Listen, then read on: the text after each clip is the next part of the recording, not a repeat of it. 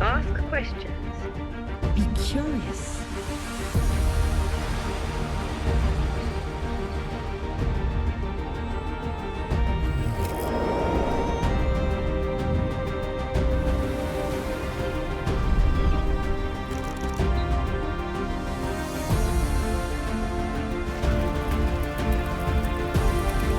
Those who can imagine anything could create the impossible.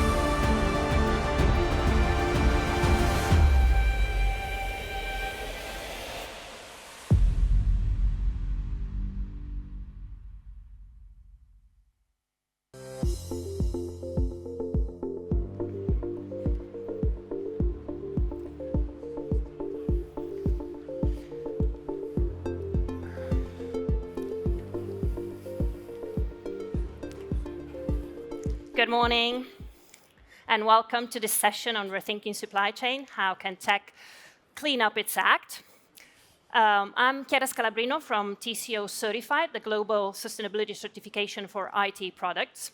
And before presenting our groundbreaking speakers in this field here with us, just a bit of suspense, I would just like to briefly recap why we're here today in this volatile and uncertain time speaking about rethinking supply chains.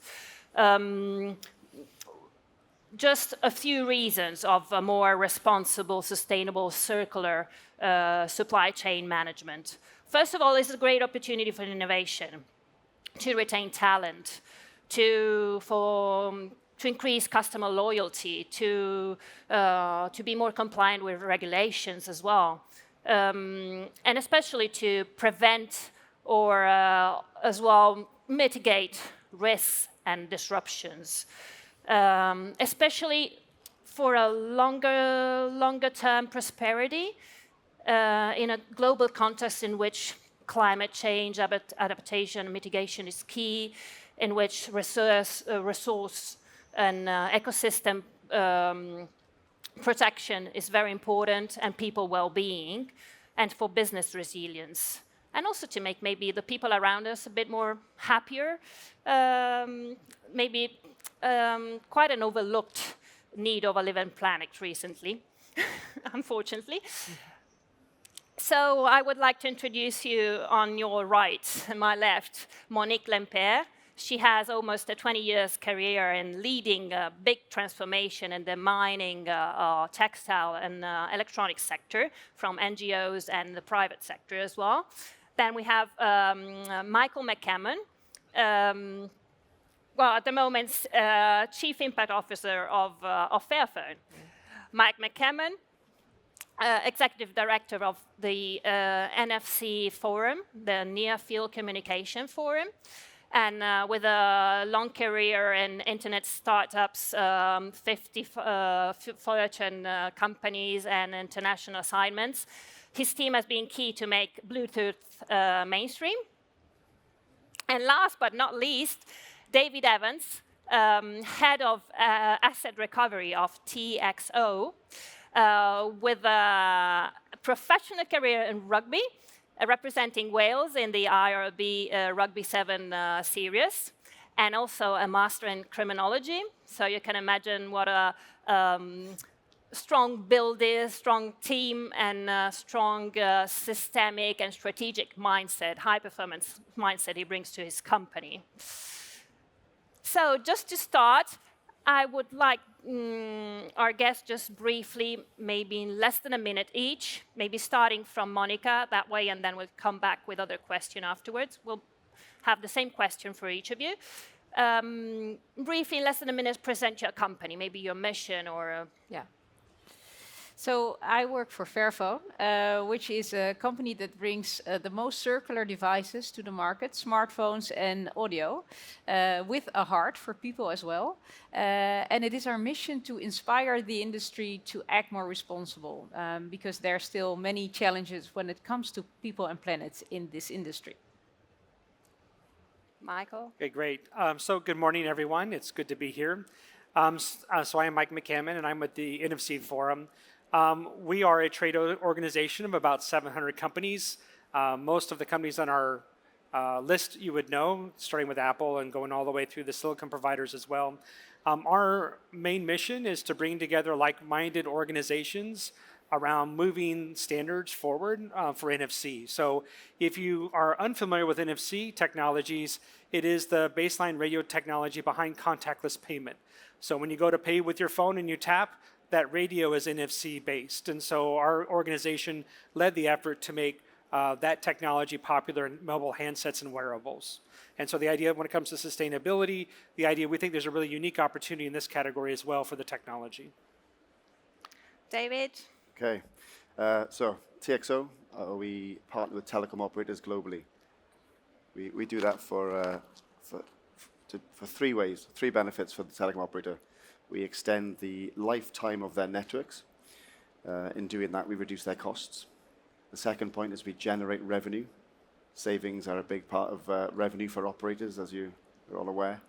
And the third point is the ESG and the climate impact. How do we actually quantify the results, both commercially and sustainably?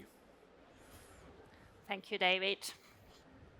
So let's go with the first question. Maybe now we could start from David and come back this way.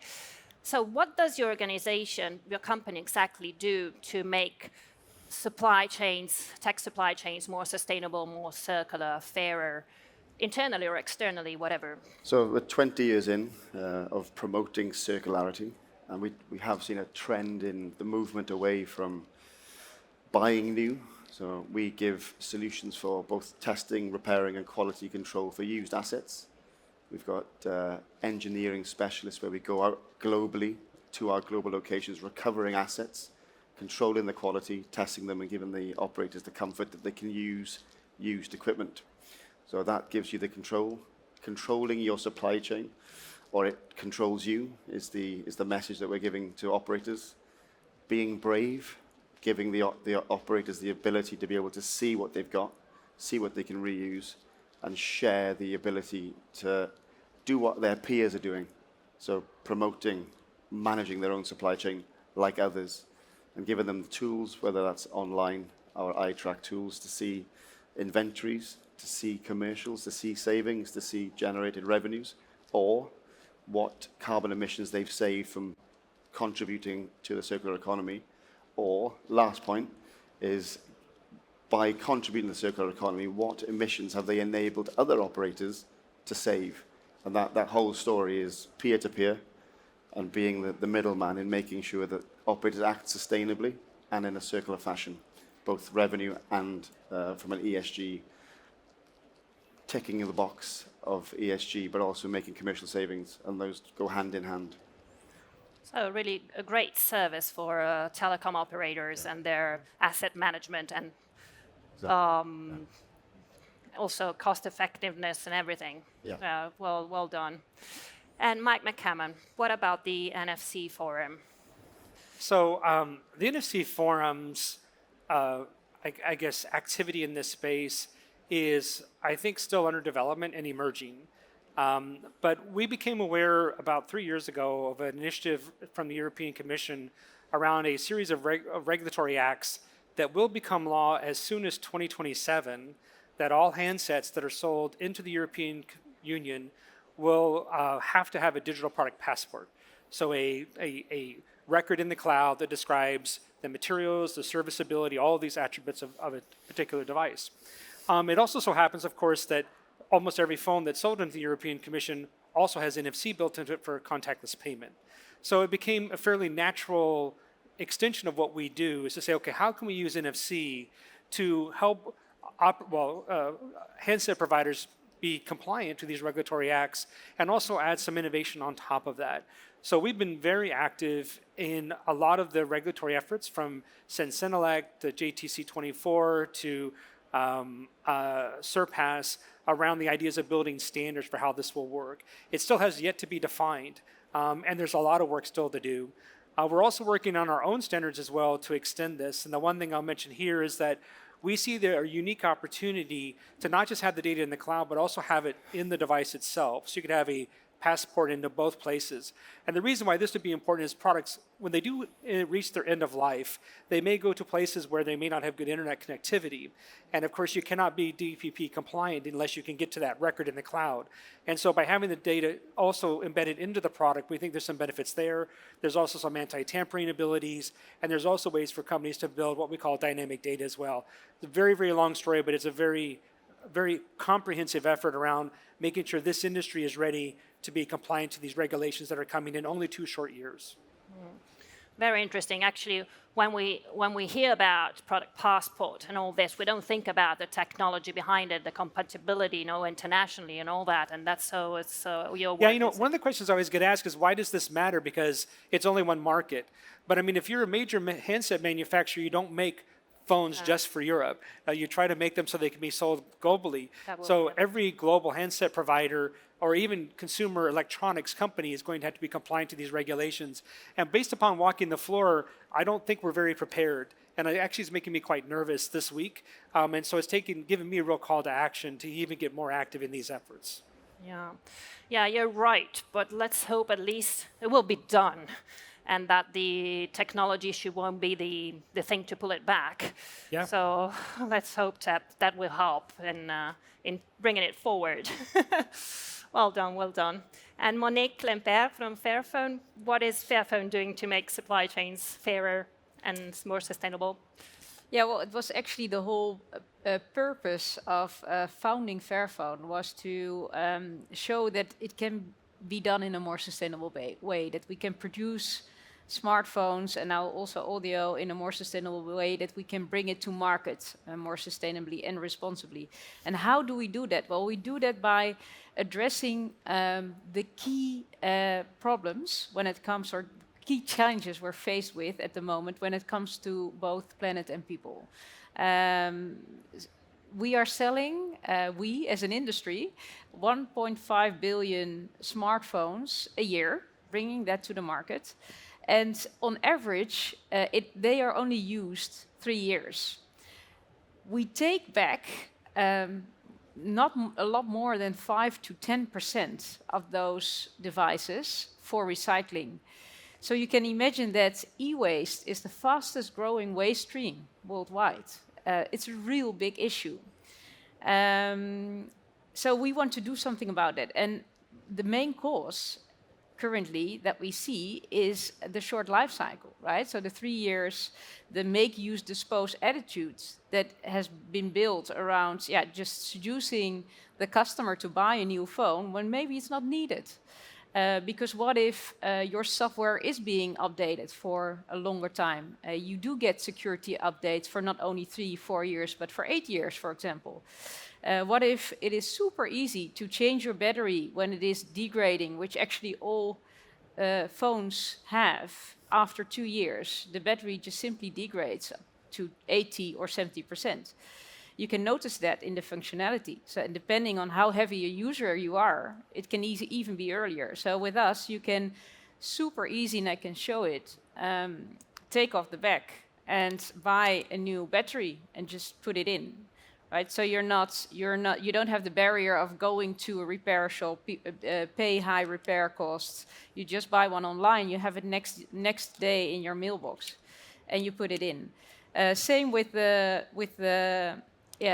display, right? That's also one that can break. It's not easy to break, this one, but it can break. Then you just need to buy a new glass, a new screen online, and you can, with a few simple screws, even 2 years old can do it, you can just repair your phone. So we make it really easy for people to repair.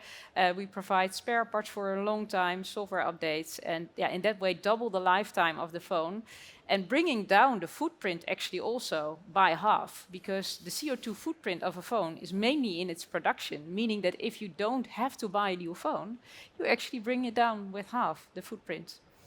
And apart from that, we also ensure that the materials we do use, that they are mostly recycled, or they come from fair mines where there's responsible pay, responsible conditions. We work with our suppliers to fill the living wage gap. And we also take responsibility for the whole footprint of materials. So all our phones are e-waste neutral, meaning that for every phone we bring to the market, we take a similar e-waste in weight back. That is how we do it. Yeah. Yeah, I can assure you, I've been a Fairphone as well, and it's very durable. Actually, mine falls hundreds of times a day, and it's still working without having to change the screen. And it's the only, at the moment, TCO certified smartphone. Exactly.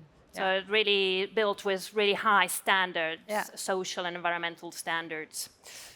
So thank you very much. Now maybe we could go from Monica to David.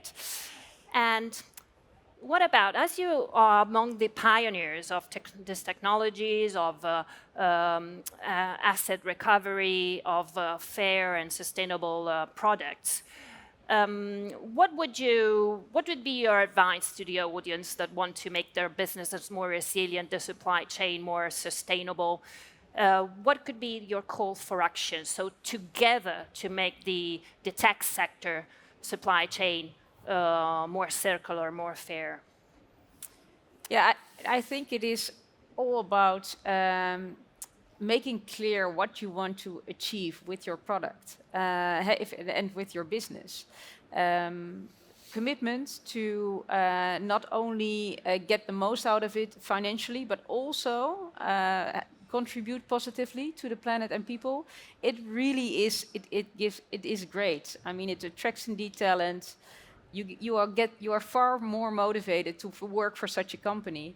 And it is still a business case. Maybe it's not always the best business case if you look at it from getting the most out of it financially, but we have a good financial balance.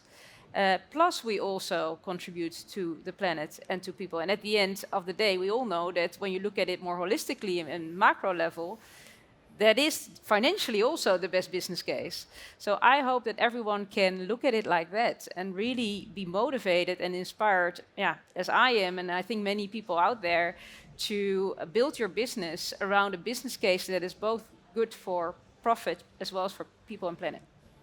Thank you, Monique.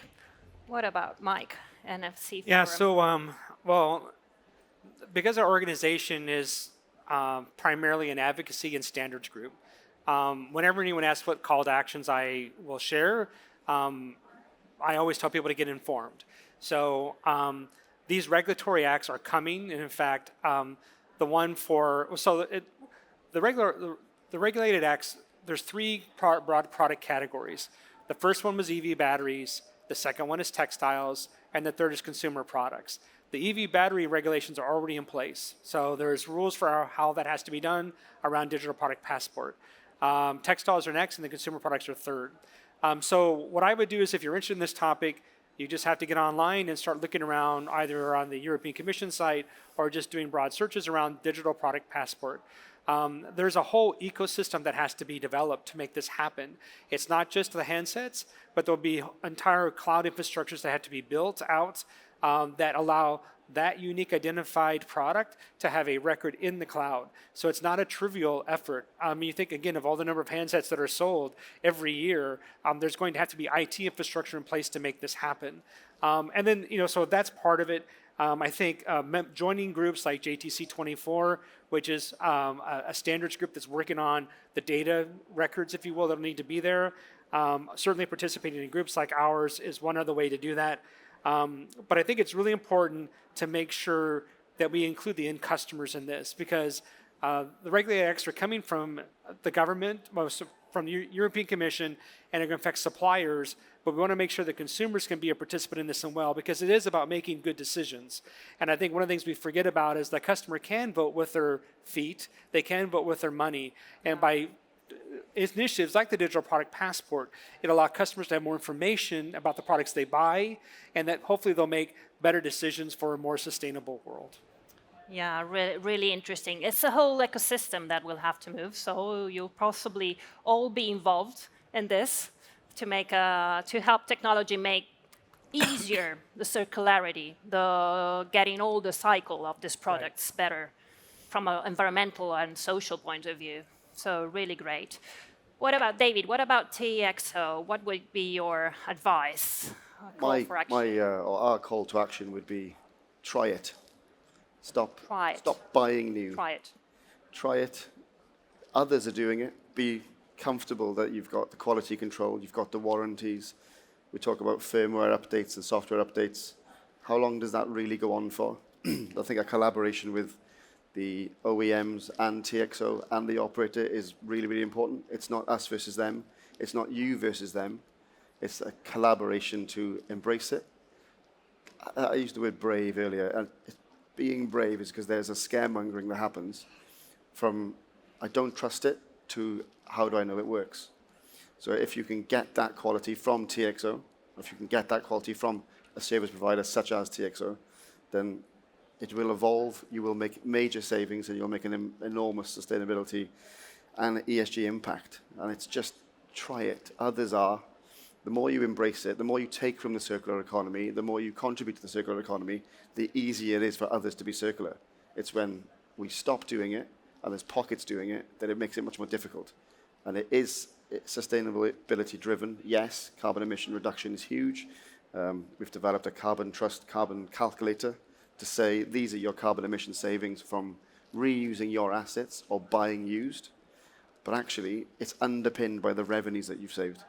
So you're ticking boxes within finance, within the environmental aspect of your business, and the results are very powerful. And the circular story is really strong. And I think as we improve, and as an OEM sat on this panel is creating longer products that will create a really good culture, and that's something we really want for the greater good and the economy.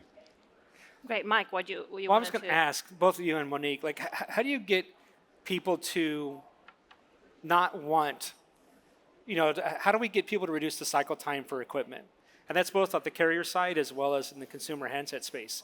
I mean, that's a difficult, we always want to have new. How do we break that cycle? Have you figured that out yet? Or I mean, maybe it's easier on the infrastructure side because that's more of a financial decision than a Well, in affinity essence, decision. it is. You could also look at it as a financial decision because Well, that's true. the longer you use your phone, the cheaper it becomes, right? Yeah. So it's just smart to do. Yeah. Yeah. I think You give people a lot of credit. We have to change people's mind on Yeah. money changes things. Well, I would think on the carrier side it'd be easier. The carrier side is easier, but it's the quality control. It's a huge, at the end of the day, service downtime is a no. Yeah, exactly. But if you can rest assured that that works and it is tested, Yeah. as it is new, it's tested new.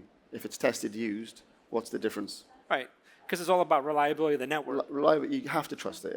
We totally understand that it's very difficult for an operator, a tier one operator, to plug it in, see how it goes. But that's not the attitude. It's tested and it's cheaper. And like you said, the average lifespan of a network product, if it can last 3 times what it was supposed to last at the same buy price, because you've embraced repair or you've swapped it out with other assets within your network as you downsize, that story is really powerful. But it's embracing it. And the finance bit really makes that work. Yeah. The cost effectiveness and communication is key to communicate that it's tested is as good, and just try it, risk it. The results will be fabulous, no? And that's, I think that's for all change towards sustainability. It applies, no? It's try it. We have to cope with the complexity and build the new system, the new ecosystem to make it smooth and valuable, no? Yeah, and I think quality is indeed important. I mean, you need to provide a high quality product, right? That is, and make sure it's sustainable, and circular. And what I actually, indeed, and trying it also as businesses. And for example, we had a great launch this week with Deutsche Telekom of a circular router, the first one also out there, that uses an old Fairphone 2 chipset. So that is one that we brought to market 10 years ago. For sure, maybe there are still some people using it, but we now have, of course, chipsets that then normally would go to a recycler where it's shredded. Maybe a few minerals, metals are taken out of it, but very little. And then it's burned, goes into the air. But now we're found out that it can perfectly serve as a motherboard for a router.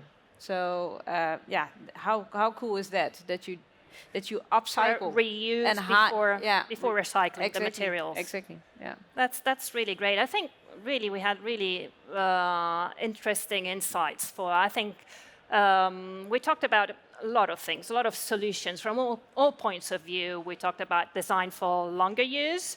That means also reducing price, and that can help take up of this new options. We talked about recovery, recycling, and refurbishment, and the technology that can help all this come together to make this interconnected journey from raw material or secondary raw materials to our products or tech services. So I think there's a lot. Maybe we could sum up in one key word that could be like a guiding star in the work to make supply chains more sustainable. That could be longevity. So longevity of products, longevity of materials, longevity of technologies, longevity of people, of planet. That could be really a guiding star, I suppose.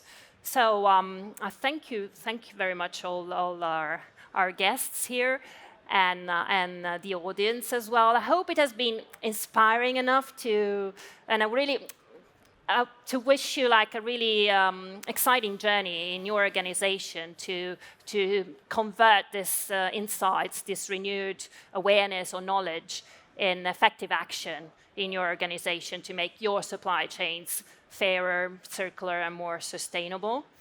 In short, to make maybe technology smarter than just smart, even smarter than just smart, for the people, for the planet. So thank you very much, Monique, Mike, and David. Please, a big applause for our pioneers in this field. And if you have questions, we have to leave the stage now because the time is over, but outside the stage, if you have any question, you can reach out to our guests here. Thank you very much for the attention. Thank you. And good work. Cheers. Thank you.